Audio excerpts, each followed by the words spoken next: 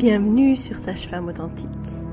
Tout au long de ce mois de janvier, je vous propose de vivre pour la deuxième fois le défi J'envoie.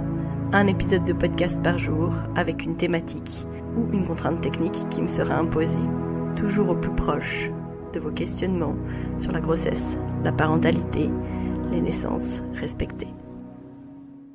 Bonjour, bienvenue dans ce 28e épisode du défi J'envoie. Alors aujourd'hui j'ai une contrainte technique qui va m'obliger à faire un épisode vraiment plutôt court, puisque je dois me donner une limite stricte de 10 minutes pour produire et publier l'épisode.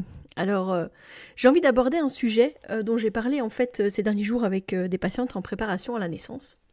En fait j'ai expliqué ce qui se passait au moment de la délivrance, comment est-ce que en respectant en fait tous les processus qu'a prévu la physiologie, a prévu le corps, a prévu la nature, en fait on prévient les complications. Et à quel point les choses sont bien faites. Donc j'ai expliqué qu'une fois que le bébé n'utilise plus son placenta, il y a du sang qui s'accumule entre le placenta et l'utérus. Il y a une période de pause en fait, puis voilà, il y a ce sang qui s'accumule à cet endroit-là. Qu'est-ce qui va se passer? C'est que le bébé instinctivement, au bout d'un moment, il demande à aller téter. Il demande à aller près du sein de sa mère. Il va être capable de crawler, de se déplacer jusqu'au sein.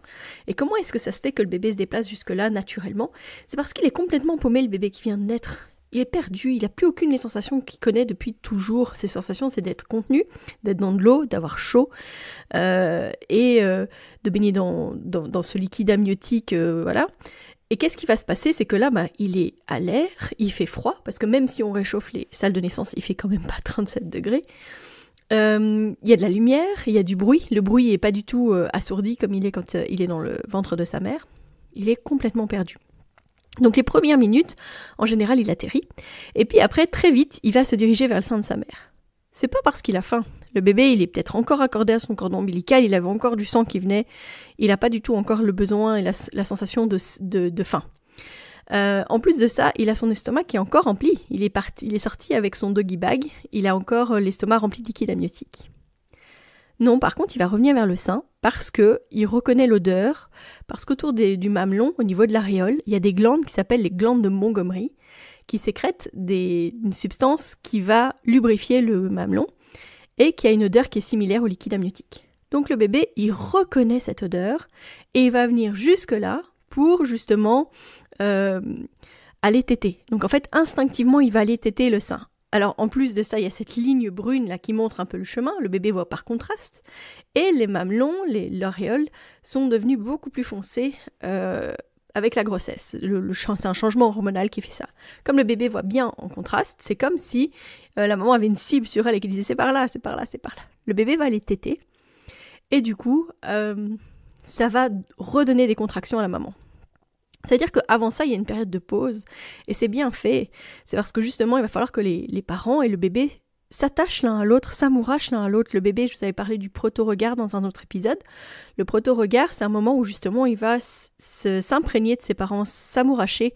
Il va faire ses plus beaux yeux pour que ses parents disent « Oh, il est trop beau, il est magnifique, oh, regarde, c'est notre enfant, etc. » Et passé cette période de pause, en fait, le bébé qui vient vers le sein, eh bien, ça va redonner des contractions utérines à la maman. Pourquoi? Parce que l'hormone qui aide à faire sortir le lait, ou le colostrum, puisque là on est juste après la naissance, c'est l'ocytocine, qui va justement vider les acinis, les petits globules dans les glandes mammaires, pour faire sortir le colostrum ou le lait. Et c'est la même hormone qui donne des contractions, l'ocytocine. Donc, le bébé se met à approcher du sein, à téter, le corps sécrète de l'ocytocine pour faire sortir le colostrum, et du coup, donne des contractions à la maman. Comme l'utérus, comme le placenta en fait commençait en fait à être décollé au centre à cause du sang qui s'est accumulé entre l'utérus et le placenta, le fait que l'utérus se contracte fait que plouf, le placenta se décroche et que on arrive à faire la délivrance. C'est pour ça que je vous dis que respecter tout ce qui se passe normalement dans le processus de la naissance va vraiment aider à ce qu'on protège tout le monde. Et notamment, voilà, la plus grosse peur et ce que les professionnels de la santé redoutent le plus lors des naissances, c'est très souvent les hémorragies du postpartum. Mais c'est très rare en fait qu'on ait une hémorragie quand on respecte réellement le processus. D'abord, les femmes, il n'y a pas de raison en fait que d'un seul coup elles se mettent à saigner à mort sans aucune explication. Normalement, la nature a fait en sorte, les hormones et tout ça font que elle se met en sécurité. Donc le fait de donner, de laisser le bébé près de sa maman, de les laisser s'amouracher les uns les autres, de laisser le temps au temps que le placenta va commencer à se décoller en fait naturellement avec ce sang qui s'accumule entre l'utérus et le placenta. Puis le bébé qui va venir téter, qui va redonner des contractions à sa maman, qui va aider à libérer le placenta et ensuite à garder l'utérus tonique. Quand le placenta se décolle, il laisse une grande plaie de la taille du placenta. C'est comme une grande assiette, quoi. D'accord ? Et de cette plaie, il y a des grands vaisseaux qui viennent parce que c'est des grands vaisseaux qui sont venus nourrir le bébé tout au long de la grossesse.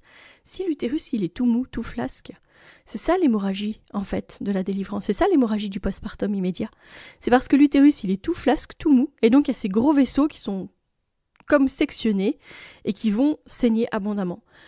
L'utérus qui se contracte, en fait, c'est le garrot. Donc ce bébé qui vient au sein, ce bébé qui est en peau à peau contre sa mère, c'est la plus grande manière de prévenir les hémorragies. C'est magnifique. Voilà, donc c'était la vérité du moment avec ce tout petit court épisode pour aujourd'hui. Mais je trouve que c'est quand même hyper intéressant à nouveau de venir remettre des petites informations, remettre un petit peu de sens. Donc si cette information vous a intéressé et si vous pensez que ça peut aider quelqu'un à comprendre en fait la physiologie et pourquoi est-ce qu'en préservant et en laissant faire les choses à leur rythme, en fait on prend pas plus de risques, mais au contraire, on préserve la sécurité et on fait en sorte que justement les naissances se passent plus sereinement et en plus on met vraiment beaucoup plus de chances pour avoir une naissance sécuritaire. Et bien voilà, vous avez moyen de communiquer sur cet élément-là grâce à Sage-Femme Authentique. Je vous invite du coup à penser à venir peut-être découvrir la communauté authentique, parce que je me dis que ce qui serait super chouette, c'est de faire des lives. J'adore le modèle podcast, j'adore venir discuter devant mon micro, c'est super, mais j'ai pas d'interaction directe. Je suis obligée de vous dire, envoyez-moi des messages privés, contactez-moi par email, etc. Avec les lives, je pense que on gagnerait grandement en fait à pouvoir communiquer directement. Donc si jamais vous avez envie de rejoindre la communauté, je le remets en lien dans la description, comme ça vous pouvez venir nous rejoindre et rejoindre les pionniers, les pionnières de la communauté authentique. Je vous donne rendez-vous demain et d'ici là, portez-vous bien.